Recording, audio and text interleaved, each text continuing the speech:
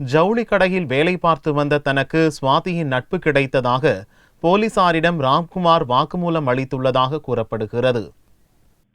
சுவாதியை கொலை செய்ததாக கைது செய்யப்பட்ட ராம்குமார் போலீசிடம் பிடிபட்ட போது கழுத்தை பிளேடால் அறுத்துக் கொண்ட போதும் அவனால் பேச முடிந்திருக்கிறது.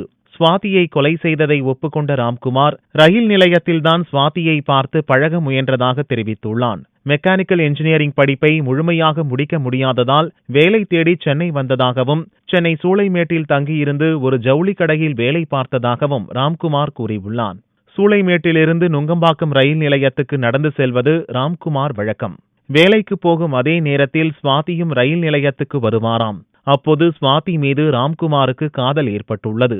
சுவாதியுடன் அறிமுகப்படுத்திக் கொண்டு பேசி பழக முயன்றிருக்கிறான். தான் மெக்கானிக் இன்ஜினியரிங் படித்துள்ளதாகவும் ஜவுளி கடையில் வேலை பார்ப்பது குறித்தும் சுவாதியிடம் வலிய போய் ராம்குமார் கூறியிருக்கிறான்.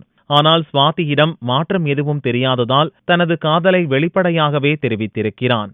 அதன் பின்னர் ராம்குமாரை தவிர்க்க முயற்சித்திருக்கிறார் சுவாதி.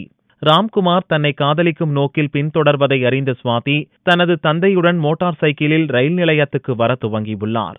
இதனால் ரயில் நிலையத்தில் மீண்டும் சுவாதியை தன்னை காதலிக்கும்படி இருமுறை வற்புறுத்தியதாகவும் ஆனால் சுவாதி அதை நிராகரித்து விட்டதாகவும் தனது வாக்குமூலத்தில் ராம்குமார் கூறியுள்ளான்.